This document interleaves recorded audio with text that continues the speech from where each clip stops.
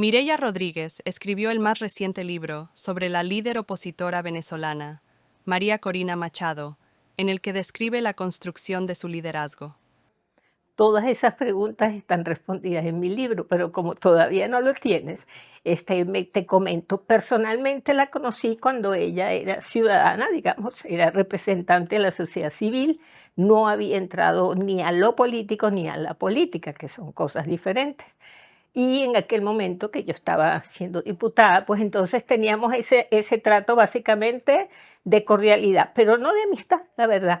Siempre hice un seguimiento a su trayectoria y en este momento yo te podría decir ya como con evidencias que se trata de una persona sólida hoy en día, porque ha habido una transformación, una mutación significativa en los últimos 20 años.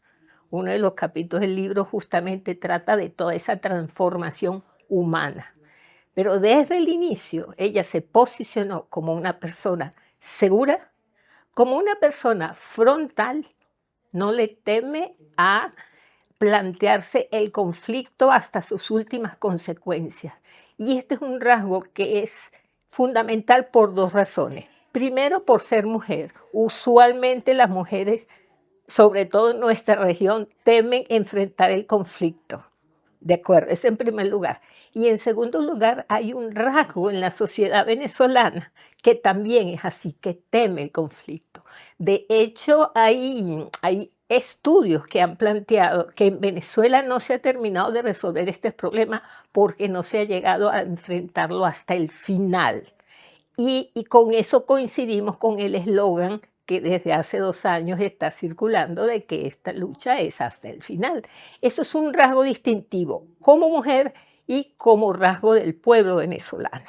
Bien, entonces eso ya de por sí la hace diferente del resto del liderazgo político que está más bien volcado a la negociación y a las otras misas negras, como dicen aquí en Centroamérica, que es lo usual en la política, y eso en ella no ha participado.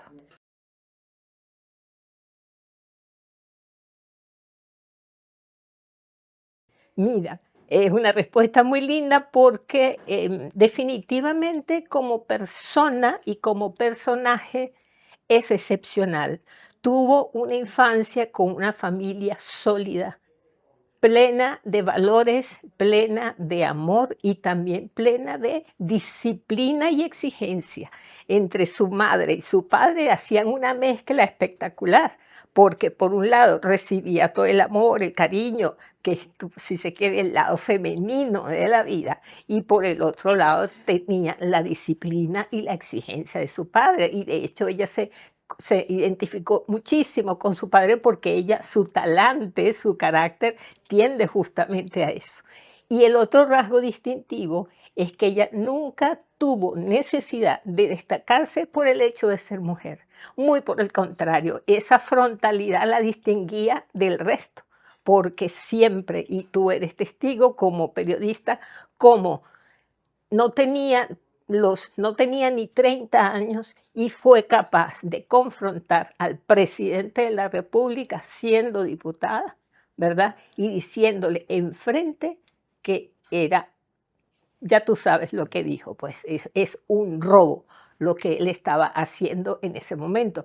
Entonces imagínate tú cómo no tenerle miedo a alguien que tiene más poder que tú. Imagínate su fortaleza interna, que no le tiene prácticamente miedo a nada. Todo su temor es a Dios, porque lo dice de una manera significativamente frecuente. Ella es una persona creyente y eso le da una fortaleza adicional a todo lo que son sus atributos que trajo desde su familia. Déjame comentarte que desde sus antepasados, desde la independencia, su familia ha estado vinculada al tema de la defensa de la libertad. Un bisabuelo, eso lo tengo desarrollado en el libro, un bisabuelo de ella incluso conformó una sociedad para la libertad en Venezuela. Entonces, ese llamado a la libertad es algo que lleva en las venas, no es algo porque hoy hay una moda en el mundo de impulsar la lucha por la libertad, es algo que corre por sus venas. Entonces, ahí tú tienes un primer soporte de su personalidad extraordinaria. Ahora, ¿qué pasa? Cuando sale ella a lo público, porque antes era una persona trabajando profesionalmente como ingeniera, trabajando en las empresas de la familia vinculadas al acero y a otros sectores importantísimos del país, y su madre vinculada a organizaciones filantrópicas. Ella se movía en esos dos mundos, en el mundo de la productividad y en el mundo de la labor social y comunitaria. Entonces, ella nunca tuvo como esa disociación en que si hago una cosa, bueno, siempre tuvo las dos cosas y las hizo juntas. Por lo tanto, tiene una mentalidad totalmente equilibrada y puede ser tan amorosa con su familia, con sus hijos, pero puede ser tan exigente, nunca llegando a los extremos negativos que implica una exigencia. Al contrario, sabe poner límites cuando hace falta. Desde la victoria de Chávez en 1999, la clase política venezolana se fragmentó profundamente. Empezaron a surgir una serie de liderazgos y contradicciones y pleitos. ¿Cómo puede sobresalir María Corina ante todo esto? ¿Cómo supera todos estos liderazgos que fueron surgiendo? Te hago una pequeña acotación. Esa proliferación ya empezó desde antes que él ganaba. Recuérdate que antes de Chávez, antes ganó Caldera, que fue quien le hizo el indulto. ¿Y cómo ganó Caldera? Ganó con él dejó la democracia cristiana y creó una organización llamada Convergencia que le decían el chiripero. ¿Por qué? Porque era esa suma de pequeños partidos que ya de hecho era un síntoma de que la gran polarización que había entre AD y COPEI, que se turnaban pues el poder entre ambos, ya eso había ocurrido. Y entonces Caldera, al irse de la democracia cristiana, que era uno de los dos bloques dominantes, él crea ese tercer espacio y bueno, y él con muy poco porcentaje, pero gana. ¿Y qué pasa con eso? Esa tendencia no solamente continuó, sino que se este, hizo casi que metástasis, porque hoy en día tú ves el tarjetón electoral en Venezuela y yo no te puedo decir la cantidad de partidos que existen, porque es una estrategia del régimen dividir al máximo la oposición. Y eso está ocurriendo en la mayoría de los países de América Latina, que una de las estrategias de quienes dominan el poder es dividir. Y dividir no solamente para hacer diluir la oposición, sino para tener y construir su propia oposición, porque eso es lo que hacen. Entonces utilizan todo lo que es la compra de voluntades, utilizan los chantajes, utilizan todo para que entonces ellos puedan tener su propia oposición. Y eso es lo que ha ocurrido también en Venezuela, sobre todo en los últimos 10, 12 años se ve claramente cómo hay una oposición funcional al régimen. ¿Y qué es lo que pasa? Hacia afuera, la gente dice, no, pero ese no es un régimen, si tiene gente que lo apoya y hacen elecciones. Entonces son todas estratagemas. Volviendo a tu pregunta, entonces, ¿cómo hace ella para distinguirse? Justamente porque, sabes, los regímenes socialistas necesitan, desde el punto de vista estratégico, tener un enemigo, tanto interno como externo. Bien, entonces, por su propia característica ideológica, el enemigo externo, pues obviamente el imperialismo y todos sus aliados. Y el enemigo interno, pues entonces ella fue, para bien o para mal, seleccionada como la enemiga interna. Justamente nosotros en el socialismo está esa lucha entre pobres y ricos, ¿correcto? Entonces, ¿qué pasa? Del resto de la oposición no había quien tuviera los quilates para decir, eres mi enemigo. No tenía ninguno. De hecho, cuando ella cuestiona al presidente, cuando ella era diputada y cuestiona al presidente, una muchacha joven que nadie se imaginaba, y todos los demás partidos prácticamente tuvieron actitudes de burla hacia ella. ¿Cómo se le ocurre que ni siquiera había ganado las elecciones primarias en aquel momento? Porque en aquel momento ella era candidata a unas elecciones primarias de la oposición, y en ese contexto ella pidió debate al presidente. Imagínate tú, la osadía de decirle al presidente en ejercicio, con el máximo de popularidad en aquel momento, decirle: quiero debatir con usted. Y bueno, en ese momento, con mucha condescendencia, Chávez le dijo: gane primero la primaria, y si usted la gana, pues entonces ahí debatimos. Para que tú veas el talante, por eso se logra distinguir. Y finalmente comentarte que yo logré como académica, que fue mi primera aproximación, porque yo he sido política, ahora en esta aproximación ha sido un trabajo de investigación muy profundo de estos 25 años de Venezuela. No es solamente lo que está pasando ahorita. Estudiar su liderazgo significó estudiar la historia de Venezuela en los últimos 25 años con todo detalle, a tal punto que la bibliografía del libro tuvimos que ponerla en un libro aparte, por, porque si no iba a ser un libro demasiado grueso. Usted habla en el libro de las claves de un liderazgo excepcional y de 101 poderes que cultivó a lo largo de su carrera. ¿Puede explicarme sobre esto? Y con todo gusto, porque este es el corazón del libro. El libro tiene 11 capítulos. El capítulo 5 está dedicado justamente, yo logré, producto de este análisis tan exhaustivo, ¿verdad? Logré identificar esos 101. ¿Cómo logré identificar esos 101 poderes? Yo me quedé sorprendida. ¿Por qué? Porque yo inicié mi investigación con un marco teórico propio. Yo tengo una academia virtual de formación política para mujeres. Y allí yo he identificado, producto de mi experiencia en más de 20 años, identifiqué 21 superpoderes para que una mujer sea considerada una mujer política completa, así como ese deber ser. Y yo empiezo el análisis de ella, de los 21 superpoderes, yo escogí un ejemplo mundial de cada superpoder, ¿ok?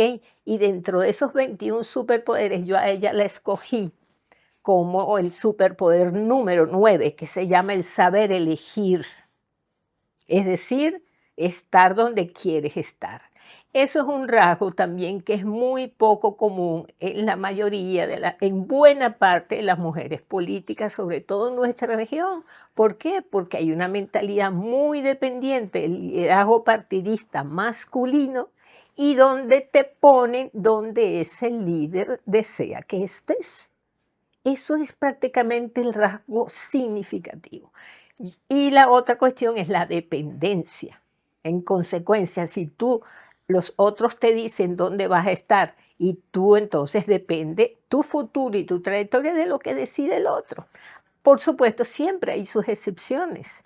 En este caso, desde el inicio, desde el momento uno, ella decidió dónde quería estar. Ella decidió entrar a la política, y ella dijo: no quiero pertenecer a este sistema político tradicional, y dijo: voy a empezar por la sociedad civil. Y ella organizó una ONG llamada Súmate. Y esa organización Súmate, ella estuvo allí, estuvo como 8 años allí, que fueron los 8 años más significativos de su historia, y fue la que, después de su familia, que es la base valorativa de principios y de visión, tú le sumas entonces los poderes que ella acumuló después de 8 años en Súmate. Con todo detalle está escrito en el libro, paso a paso, cómo lo fue conquistando. Lo cierto que, como en su familia conquistó, nada más en su familia ya tenía como 9, 10 poderes importantes para cualquier líder, en cualquier área de la vida, no necesariamente la política. Luego, con Súmate, ella sumó como 25 poderes más. Impresionante. A tal punto que ella logra la hazaña del 22 de julio con lo que aprendió en Súmate desde el 2002 hasta el 2000, ponle tú 8 años más, hasta el 2010. Cuando ella sale de Súmate, renuncia a Súmate ya con un poder espectacular. ¿Y qué implica esos poderes? Tener una visión estratégica de largo plazo. Fíjate que los estatutos de Súmate dice que esa lucha es para siempre porque lo vale. Desde 2002. Ella no está diciendo eso ahorita porque lo que fuera. Ella lo está diciendo porque desde 2002 en Súmete decía eso. Lo hacemos porque vale la pena y para siempre. Una visión, una causa. En aquel momento ella la causa era la causa electoral, porque ya se veía que venían robando las elecciones y no había manera de demostrarle al gobierno que hacían la trampa, ¿ok? Entonces la causa electoral y a partir de ahí saber organizar una ONG sofisticadísima, no hay ninguna otra, yo creo que en el mundo no hay otra como esa, con un dominio tecnológico, formar equipos, no solamente el equipo de la ONG, sino que armó un voluntariado nacional. Ella tenía organizaciones de Súmate en todo el país. Es decir, ella estaba armando un partido político en términos prácticos, sin haber entrado a la política. Entonces, todo eso hace que cuando ella ya renuncia, 8 años después ya había sido recibida por Bush, el Bush hijo, que él no recibió a Chávez, no lo recibió y la recibió a ella. La foto de María Corina con Bush le dio la vuelta al mundo también, así como le dio la vuelta al mundo cuando ella cuestionó al presidente. Es decir, no teme enfrentarse si ella tiene una causa clara. De la causa electoral, ella allí acumuló, como te digo, como 25 poderes. Y después viene su paso para la política. Él dijo, me voy de Súmate porque quiero entonces ser diputada. Y se lanzó sola, sin ningún apoyo partidista. ¿Qué otra mujer ha hecho eso así? Independiente, con lo que se había dado a conocer durante Súmate en todo el país, y ganó. Y ganó en las zonas más pobres donde Chávez era todavía muy, muy querido. Rompe paradigmas por donde pasa, ¿okay? Y lo sigue haciendo. Entonces, después que empieza su trabajo propiamente político, y no gana las primarias, porque obviamente estaba comenzando, qué sé yo, pero sí queda como diputada. Entonces, ella crea 20 Venezuela. Ella dijo, ahora necesito mi partido. Entonces, ella no se plegó al sistema político tradicional, sino creó. Y por ahí vienen 20 años de trabajo.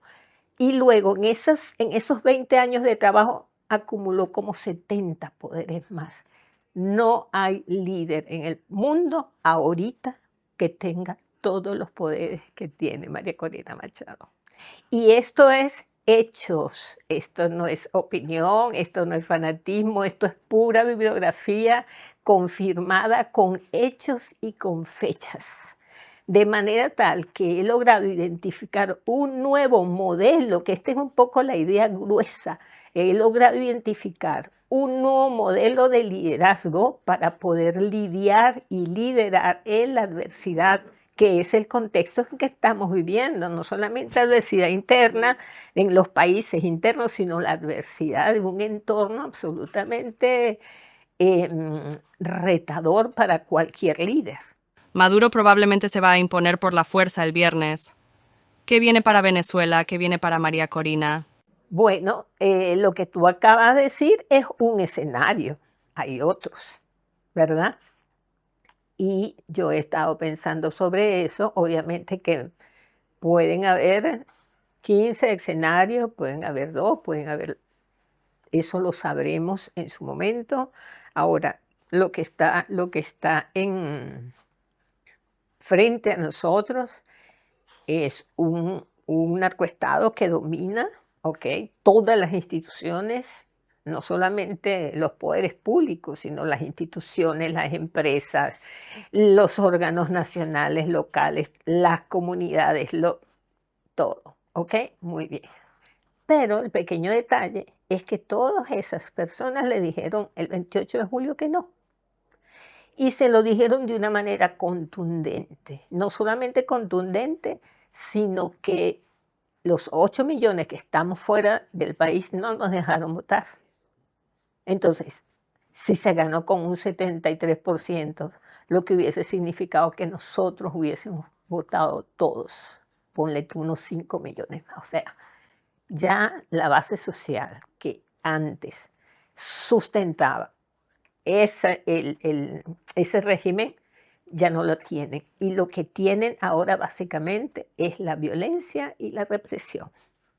Entonces, otro factor que ya no tienen, y de hecho hoy María Corina dio una entrevista donde habla en detalle sobre esto que estamos hablando, perdió el apoyo internacional. ¿Quiénes apoyan fundamentalmente todavía a Maduro? Pues estamos hablando de grandes jugadores, sin duda alguna, como China y Rusia, y otros menores, por supuesto, como Cuba, Nicaragua y Bolivia, ¿verdad? Sabemos que ya Boric sacó su embajador el día de hoy, Paraguay lo mismo, hace rato que Milei deslindó, así como Uruguay con la calle Pou. Es decir, esto es un escenario en pleno movimiento. Estados Unidos acaba de reconocer a Edmundo y así sucesivamente. Entonces, ¿qué es lo que puede pasar? Mira,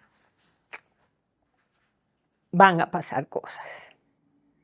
Van a pasar cosas y lo que dice María Corina es, tú puedes reprimir a 1.000, 2.000 personas, pero a 30 millones no. Entonces, se está haciendo un llamado y por eso agradezco tus entrevistas, porque ese día, desde el 9, nosotros queremos y pedimos que los ojos del mundo estén con nosotros, porque ahí van a pasar cosas, ahí va. Un pueblo va a salir, así como salió el 29 de julio y el 30, tú lo recuerdas. La diferencia es que ahora hay una dirección, en aquel momento no se dio, hoy va a haber una dirección, no sabemos las vías por las cuales el mundo vaya a entrar a Venezuela, la cantidad de expresidentes que dicen que lo van a acompañar, es decir, yo creo que hay una estrategia que no se puede decir. Y también, frente a eso que no se puede decir, está lo que el régimen sí está diciendo. Y que sí está diciendo que aquí lo que nos queda es las armas para apresar a todo aquel que no quiera estar con nosotros. Son dos mensajes diametralmente diferentes y van a chocar esos mensajes. ¿Y no teme que eso termine con María Corina presa o exiliada? Eso ha estado vigente desde el día 1. A ella la pudieron meter presa desde el día 1. Es más, hubo un intento, yo fui testigo de un momento en su historia donde hubo que buscar unos apoyos en la embajada española porque ya la iban a apresar. No se logró, no se alcanzó ese objetivo, se logró esconder en su momento determinado, te estoy hablando del 2004, ¿no? O sea, eso desde el inicio.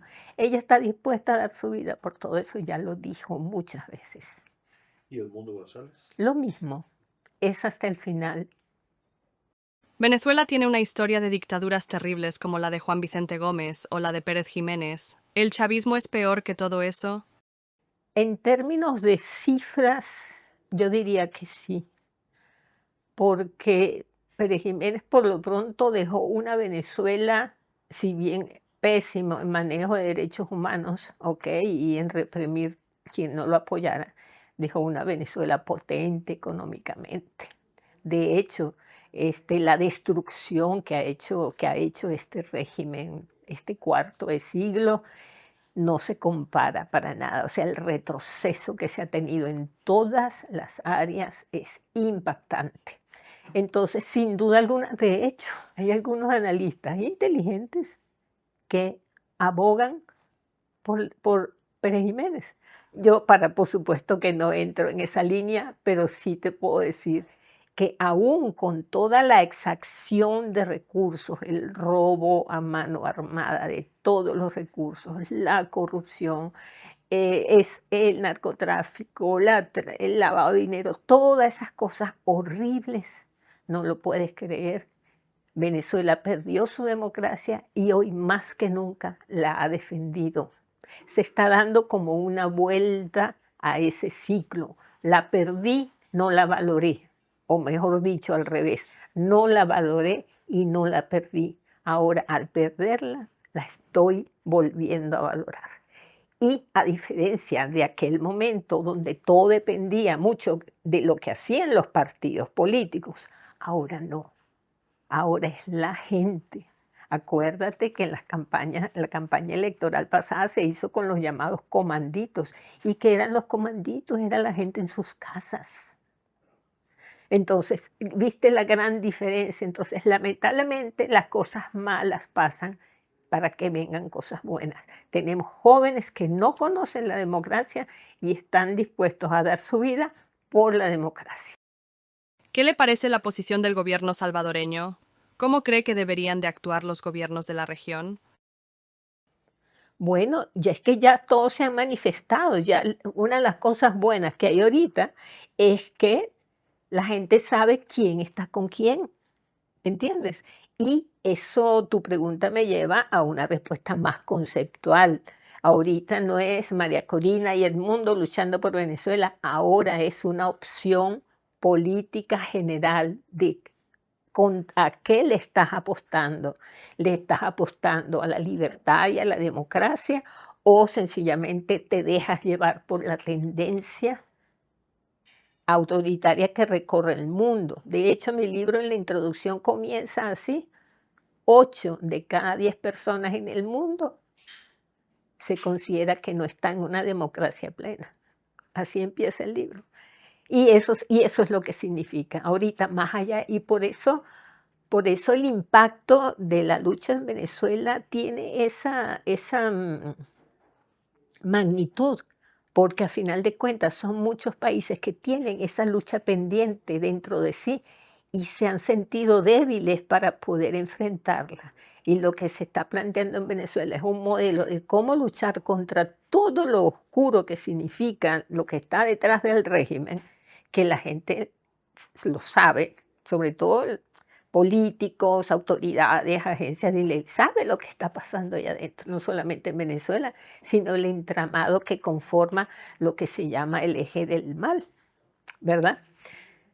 Si eso se sabe y nosotros lo logramos superar, eso va a ser de mucha utilidad. De hecho, yo digo que mi libro tiene como 5 grandes beneficiarios y a todos apunto. En primer lugar, al liderazgo político como tal, porque ha habido una disminución de la calidad del liderazgo que no está a tono con los tiempos que estamos corriendo, ¿verdad? En segundo lugar, para las mujeres, en búsqueda de mujeres políticas, en búsqueda de referentes, porque yo tengo mucho contacto con mujeres políticas y se sienten débiles, se sienten débiles porque los líderes políticos terminan poniendo a gente cercana, no valoran las carreras dentro de los partidos, han abandonado la formación política dentro de los partidos, ha aumentado la violencia política. Es decir, yo las noto bastante debilitadas en esa gana de participar. De eso hace como 6 años yo dije que iba a haber un retroceso en la participación política en la mujer y eso ha ocurrido. Bueno, el tercer público es para la academia. Yo estoy planteando un nuevo modelo para liderar en la adversidad, no solamente con el liderazgo de María Corina, sino con todas las otras 20 que yo identifiqué, de manera tal de animar a la gente, porque la democracia, si no la defendemos nosotros de carne y hueso, tú, el otro y el otro, no la vamos a poder reconquistar. Y cada quien desde donde sea mejor. Yo soy mejor en esto del escribir, del hablar, de dar conferencias. Desde ahí yo puedo contribuir. Entonces, desde el liderazgo estoy generando ese modelo para poder difundirlo, y por eso agradezco la entrevista, para poder difundirlo lo más que se pueda para animar a la gente. Porque cuando hay mucha incertidumbre, la gente se retrae. Y eso es lo peor que puede pasar porque los otros se aprovechan. Es como cuando tu organismo tiene un bajo sistema inmunológico, entran todos los virus. Es exactamente lo mismo. El otro público es la ciudadanía, que necesitamos aprender a escoger, porque todos los dictadores los hemos elegido muchas veces nosotros mismos. Entonces, que la gente entienda, a que aprenda a elegir. Y por último, un mensaje más conceptual a las democracias en su conjunto. Estamos en un momento histórico donde la libertad no está asociado con derechas como otros pretenden decir, ¿no? La libertad es un derecho tuyo, mío, de todos. Entonces, ese mensaje global a que la democracia no hay que darla por sentada. La democracia hay que conquistarla como una forma de vida, ¿verdad? Con tu familia, con tu comunidad, con todo, porque es la única manera que podamos coexistir. ¿Hay una tendencia en contra? Sí, pero bueno, esa es la vida, la lucha de los contrarios. Yo acabo de llegar, ¿verdad? Aunque antes vivía acá, pero eran otros gobiernos.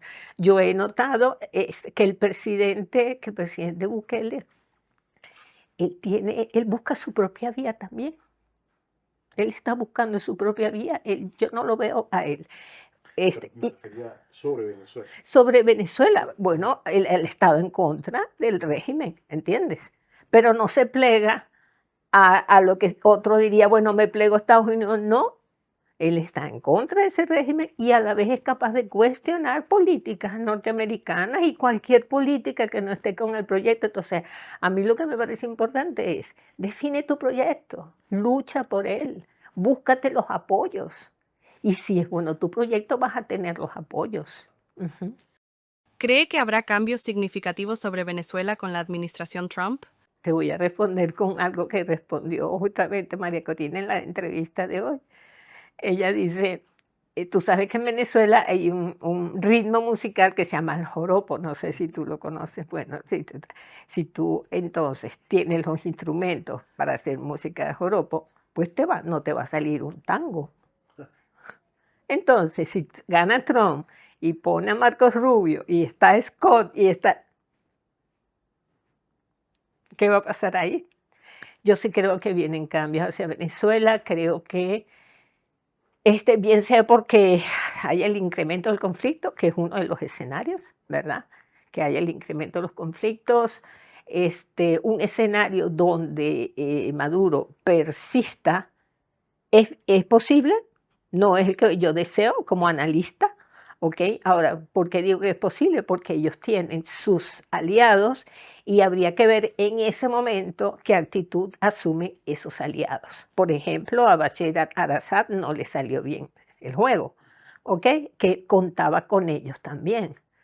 Hezbollah, por ejemplo, es uno de los aliados del régimen, ya no tienen ni tiempo ni recursos para poder venir, ni se pueden defender ellos allá, no pueden estar ellos acá.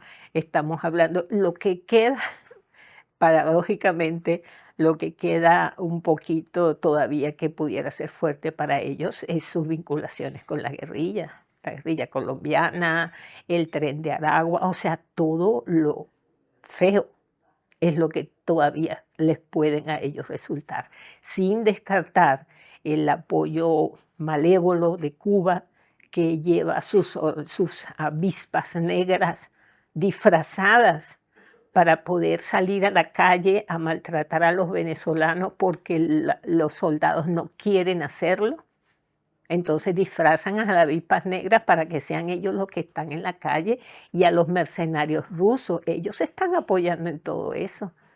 No están siendo los soldados, no están siendo los soldados lo que están haciendo eso en la calle. Entonces, ¿qué le queda a ellos? Quedarse bajo su régimen de terror, aislados del mundo y habiéndose debilitado su circuito financiero ilegal con el cual ellos han sorteado las sanciones, ¿ok?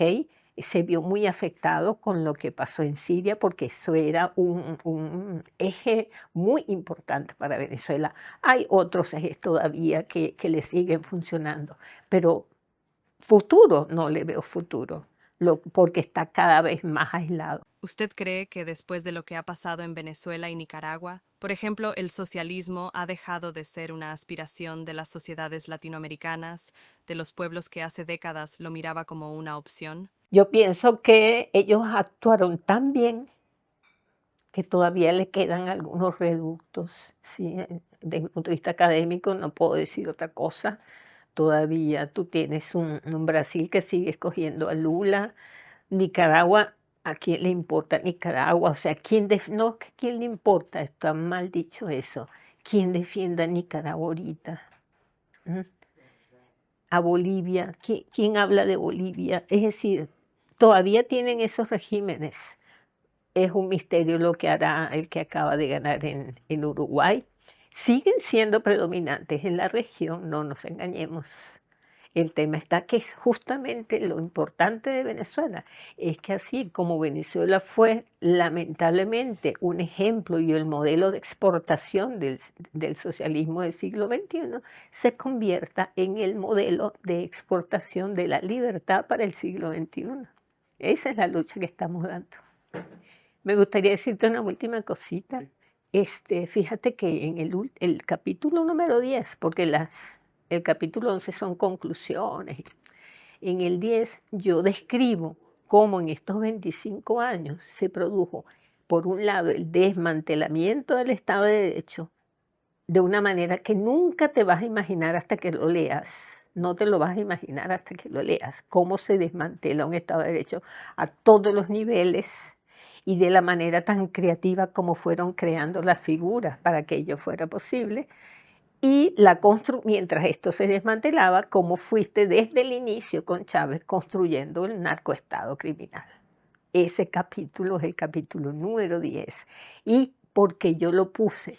Porque no es solamente una lucha de María Corina y el mundo ahorita, no. Lo que está detrás es justamente, como dice, pasar de un narcoestado o a un hop criminal, a un hop por la energía, la libertad y todas las cosas buenas. Entonces, ese capítulo, cuando tengas el libro, me debe estar llegando hoy en la tarde.